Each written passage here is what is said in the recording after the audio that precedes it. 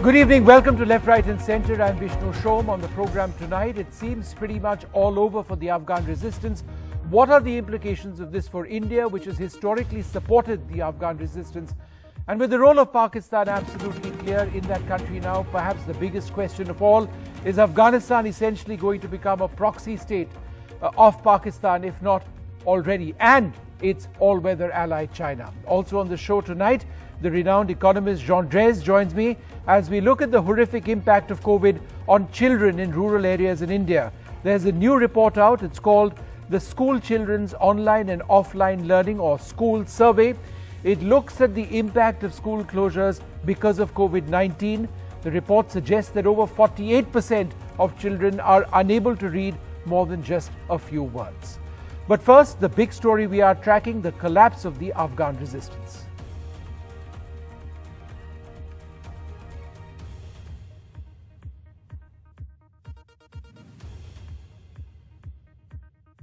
A Taliban flag hoisted on the governor's office in Panjshir. The image tweeted by the Taliban that they had conquered the last holdout of resistance against their rule. In Kabul, their chief spokesperson said that they had put an end to the war. ملت ما دیگر دوام جنگ را نمیخواهند و هیچ علت و دلیل هم دیده نمیشه که باید کسی جنگ را دوام بده. فلهذا ضرور است که همه هموطنان ما بدانند که امارات اسلامی افغانستان دیگر جنگ را به خاتمه رساند.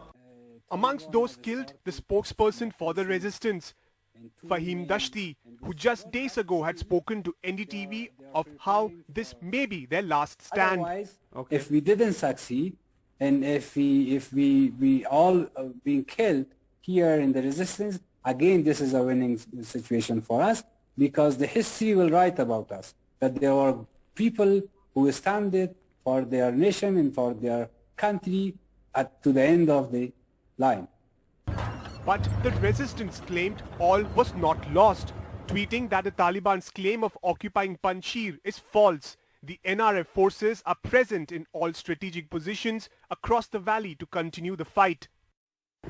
The location of key resistance leaders Ahmad Masood and Amrullah Saleh remain unclear. In an audio message posted on his Facebook page, Masood said he is still in Panjshir and will fight on. تا آزادی افغانستان و پیروزی مردم افغانستان ادامه خواهد داد و ما باورمند هستیم که ان شاء الله به توفیق پروردگار. In the end, the anti-Taliban resistance, with no backing from key allies like India, was outnumbered and outgunned. A sharp contrast from the Taliban's first spell of rule in the 90s, when backed by India and coalition of allies, the resistance, led by the late Ahmad Shah Massoud, were able to hold off against the Taliban.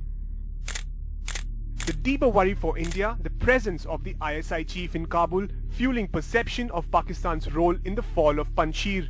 NDTV Bureau Report.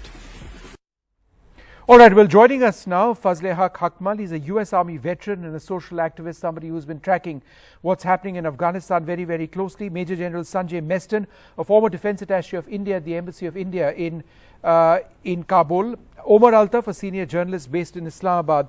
Fazle Haq Hakmal, let me come to you first. As a US Army veteran, was there ever any doubt in your mind that what you were essentially fighting was not just Taliban in Afghanistan, you were essentially fighting the Pakistani army?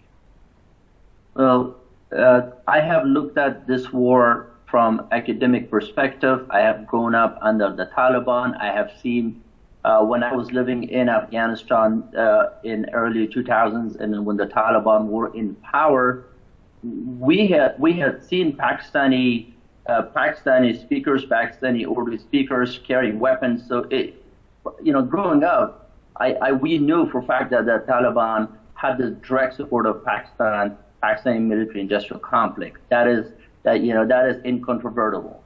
They continue to enjoy that support, and the fact that what we see today in Panjshir, the support that they provided to national resistance forces, this is not surprising to us. It's not an element of surprise.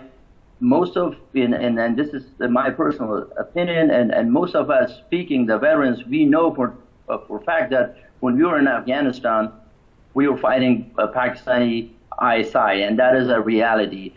because most of the violent extremist organizations in the region are being supported and are being sheltered and as well as trained by Pakistani military industrial complex, specifically by GHQ ISI. General Mastan, India's had a historic association with the resistance. It was called the Northern Alliance. It's not called that anymore. How big a blow is it for India in seeing this resistance disappear? Firstly, I would say that the resistance continues. It has not disappeared and neither it has collapsed. So that is the first point which I thought I will highlight. And why I substantiate... General, why do you say so? Because the flag is flying of the Taliban is flying in Bazarak.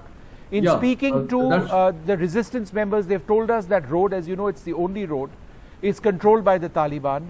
The fighting by the resistance is in sub-valleys right now. There's no word on where Amrullah Saleh is or Ahmad Masood is. It appears to be a collapse.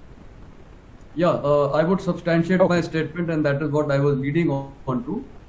Firstly, it has not collapsed. There is a sizable amount of the National Resistance Force which is existing, and they have regrouped. Now, to start with, if you just look back in the last 4 or 5 days, every day we have been hearing that Taliban has made inroads and they have captured and so forth. It has been the other way. The other way it was that many of the Taliban were captured, many surrendered, and many have died. I think my assessment is probably more than 1,000 plus have even died. So this is what was happening on ground. They were having a big reversal. Taliban was having total reversals throughout. However, last evening, especially midnight and beyond, there was airstrikes by Pakistan Air Force, and their drones were used very effectively and attack hectors. And the terrain over there suits the defender. But now what has happened that these are not permanent defenses over there, unlike what we have on our borders. Here the people keep shifting their positions. No, but General Mastan, you've raised a very important point. You are saying on the basis of very informed sources that you have spoken to and people who are reliable, that Pakistani air power was used last night over Panjshir, right? You're saying this with all responsibility, sir. Absolutely responsible statement with very reliable inputs, and not only one, and I've got it verified for a number of people. So this has actually happened, and this has turned the tide. If you just see, that's why I said let's go back into 4 or 5 days back. Everything was in correct order. Taliban was having severe reverses. But yesterday with the airstrikes, because the troops are in open and they are exposed, and they knew pinpointed target. That is why the ISI chief was there. See, Taliban knew these pinpointed targets. Everyone knew which is Amrullah Saleh's house. Since I have also visited that area and including his house. So this is a confirmed news that his house has been bombed. And yes, they have made ingress into the initial valley, which is the main part where, Ahmad Shah Masood's son was also there. His house was there. Amrullah Saleh's house is little in the beginning. So this area, including the governor's house, has been captured, and that's a factual statement. And again, I substantiate that with my sources. However, now what has happened that the forces have regrouped. Amrullah Saleh is very much there. And Ahmad Masood is also there. They have regrouped and they have gone. See, the valley extends for a long distance. Not only that, finally it terminates. So General Mastan, I mean, I take the point that you're mentioning, but we've been asking about Amrullah Saleh and Ahmad Masood, and to the best, and Taliban people we've interviewed earlier on today say that earlier today Amrullah Saleh actually fled to Tajikistan. But again, we don't really know, and my efforts at trying to get a location fixed, that I got no information on that. I want to go across to Omar Altaf at this stage. Omar, this is obviously, at a broader strategic level, a huge victory for Pakistan. What role does Pakistan actually have in the power structure, as it were, in Afghanistan with the new government coming into power? First, I want to deny that Pakistan's army or air force was deployed in Afghanistan or helped Taliban capture Panjshir. This is absolutely false and fabricated. Why do you say so, sir? There is no evidence. I only see Indian media pointing this out. Are you suggesting that there has been no involvement of Pakistani forces in the Panjshir Valley ever? Absolutely. I categorically deny. Right. So categorically you are stating that Pakistan has never been involved in the Panjshir Valley. Absolutely not. Not this time around. Absolutely Right. not. In the this past, time they've around. been involved, Absolutely. India was involved, Russia was involved. and Pakistan was Iran also involved. Pakistan was supporting Taliban, and India, Russia, and Iran was supporting northern lands, which hasn't happened this time around. Neither Pakistan is supporting Taliban, nor is National Resistance Front being supported by any country. The Taliban has not These are been the facts supported on the by ground. Pakistan, sir. The Taliban has not been supported by Pakistan. Absolutely not. Sir, I've The been fact to of a the jail matter in the Panjshir Valley where I have personally interviewed people over there who are Pakistani nationals, say they are Pakistani nationals. It's all on television. It's not my voice, it's their voices. I've done this in the past. So to suggest that the Okay. Taliban is not been associated with Pakistan is factually, it's not correct, sir. I'm sorry. I think you are talking about the 90s where Pakistan helped Taliban take over Afghanistan, but this hasn't happened this time around. So it's just the Taliban think- alone which has been able to defeat or come close to defeating, as they claim, the resistance. Is that what you're suggesting? Taliban hasn't been able to defeat Okay. the US. The fact of the Okay. matter is US pulled out, Afghan army collapsed, Ashraf Ghani ran away, Amarullah Saleh ran away, the army melted, and Taliban took over. That is what America hasn't accused Pakistan, nor has any country.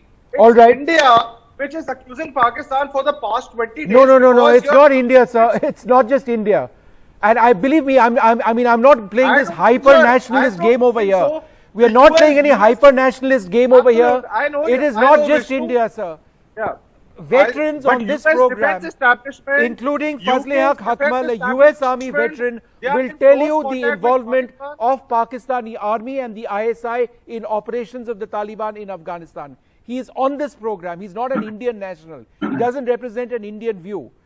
Mr. But- Hakmal, would you, the involvement of Pakistan? Let me One sec, point, Omar, half a second. Let him respond. Let him respond. me point to a few things Yes. to your guests here and the audience and whoever that has joined us and watching us here. So the doctrine of strategic depth that is broadly being taught in Pakistani military institutions, that is broadly seeking a fait accompli, a secure strategic rear for Pakistan by winning a fait accompli over Afghanistan. What do I mean by that? That Pakistanis are trying, the Pakistani military industrial complex is trying to win, destabilize Afghanistan so they have a strategic depth, so they have a secure strategic rear. And that is actually informing much of what Pakistan is trying to pursue in Afghanistan. No, but Haqqaniness, sir, for example, the has point always which Omar been disagrees synonymous with, and I as just wanted to get the your fact- perspective on this, the point that Omar disagrees with, he says that there has been no Pakistani involvement and that the Taliban, that the Afghan government, the Afghan National Army presumably fell like a pack of cards for with no when involvement of Pakistan. Do you agree with that perspective? The Haqqani network has been known as the variable hands of ISI, GHQ ISI. That's number one. When the Doha negotiations started in Doha in Qatar, the Taliban made all kinds of commitments and promises that were provided to them by the Pakistani military intelligence, and when it came to implementation, they did not implement it. And oh, by the way, what they went for was a strategy of chaos. They started to attack the people, the Clausewitz Trinity in Afghanistan, the people, the army, and the government. And that was heavily backed by a disinformation campaign, a strategic messaging campaign that ISI conducted in Afghanistan. So the fact that whether Pakistan is involved in Afghanistan or not, or the fact that whether Pakistan is providing support to the Taliban and whether they played a role in last night's bombings against national resistance forces, that is incontrovertible.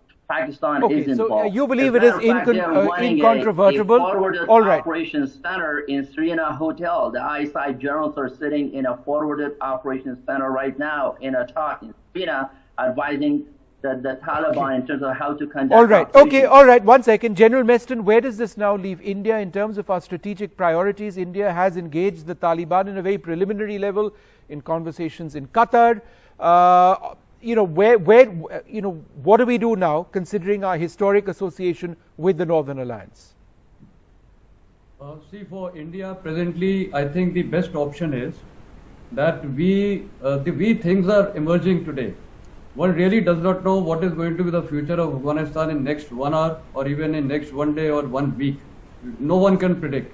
There are fissures between the formation of the government, between so many factions, between even amongst Quetta Shura, then of course between Haqqani and Quetta Shura, and there are large number of fissures going on. Then there are resistance movement building up. You know, if this resistance continues, then I have a feeling that this resistance will start shaking up, taking place even in Kunar, in Nuristan areas and you know, Legman areas, and where even when the Taliban had just entered, if you recollect, in Jalalabad and Kunar, they were resistance movement started off when they were even raising up their national flag. One journalist was even shot dead.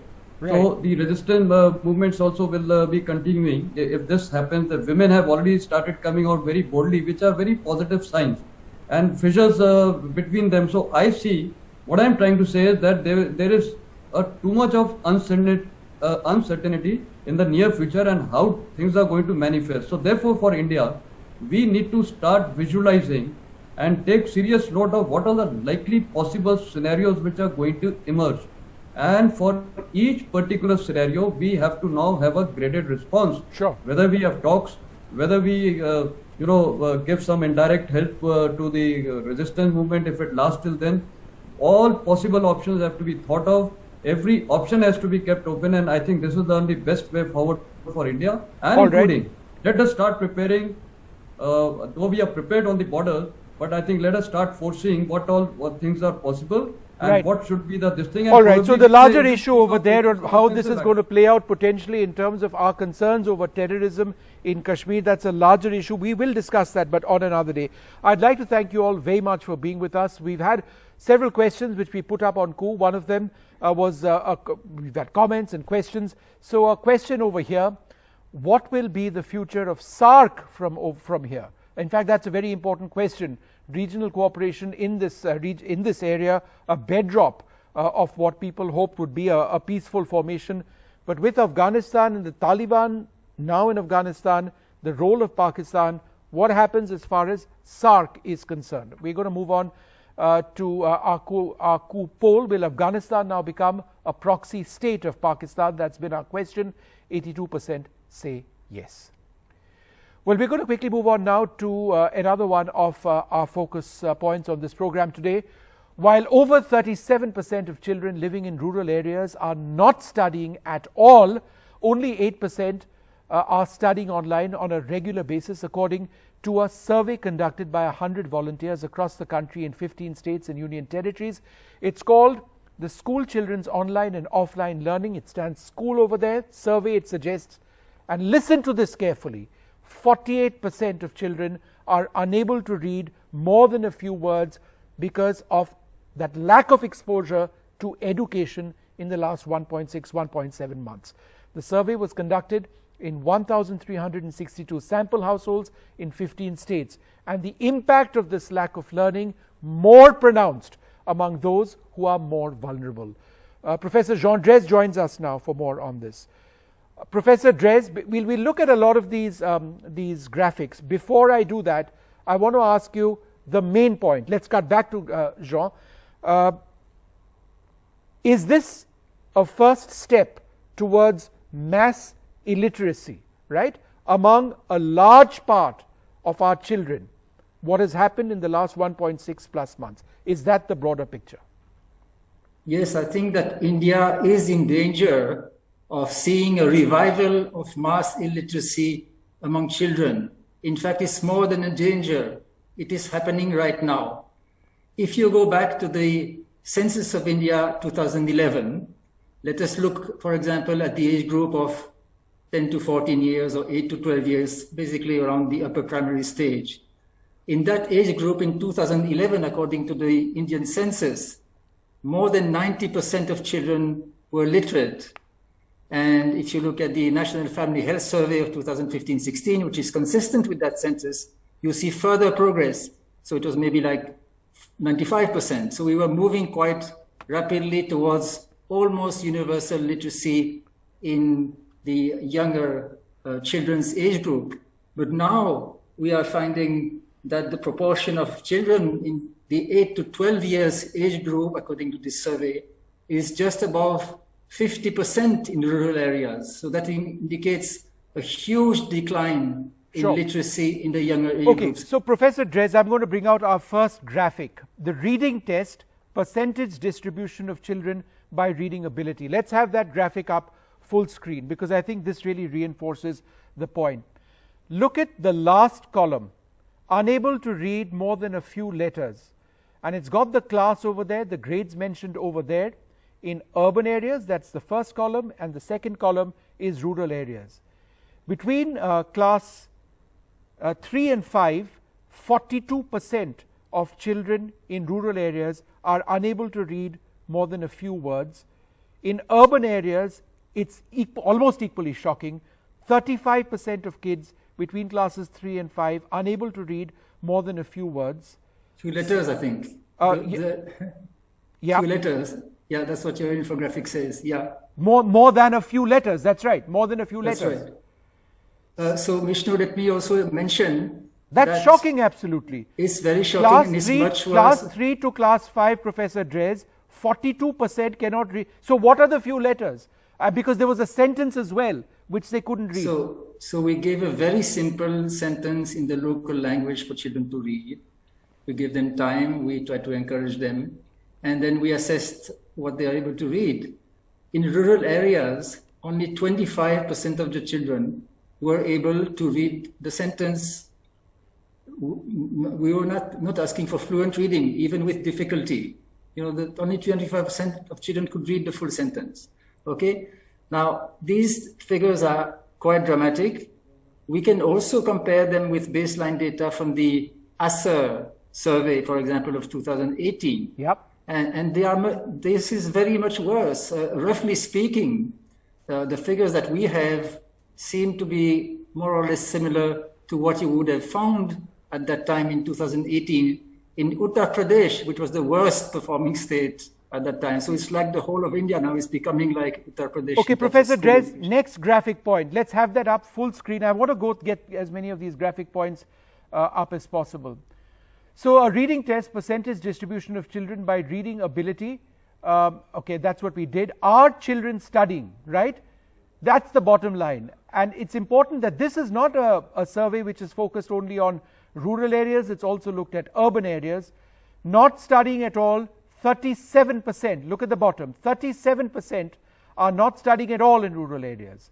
And in urban areas, 19% are not studying at all.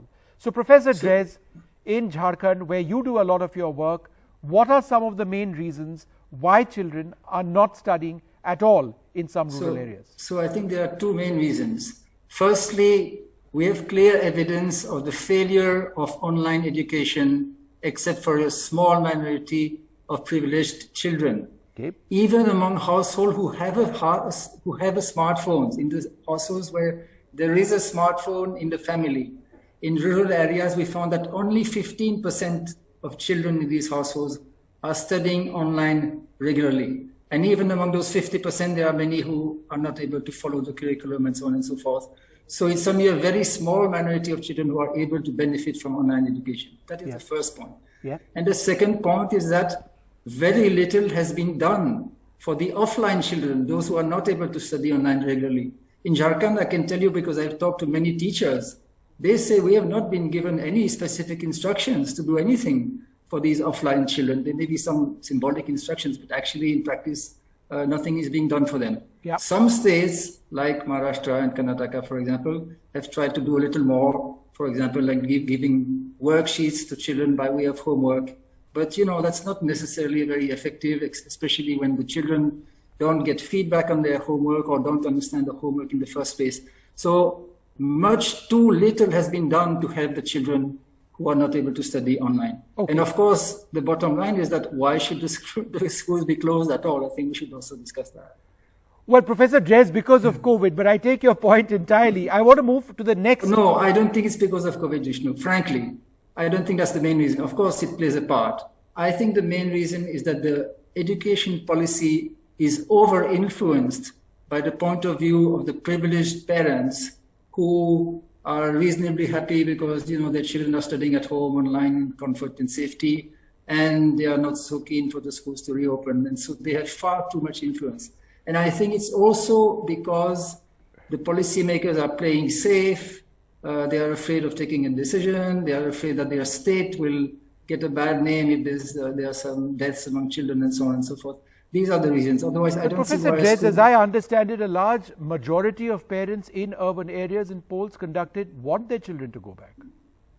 They want, absolutely, yes. They do. In our survey, we found more than 90%. Yeah, it was there in your survey as well. More than 90%, yeah. 97% in rural areas. In urban areas, there is a small minority of children, about 10%, of parents, sorry, about sure, 10%. But the large majority do want their kids to go back. Absolutely. I mean, this idea that the parents are opposed, that we have to get rid of. It is only a small minority of privileged parents. In rural and urban areas, parents want their children to go back. Obviously, absolutely. Different circumstances everywhere. When you ask them the question in rural areas, they ask you, you know, why are you asking this question? Obviously, we want the schools to reopen. All right, Professor Drez, one last graphic point, because I need to leave it over there. Let's have this up full screen, and this is an important point.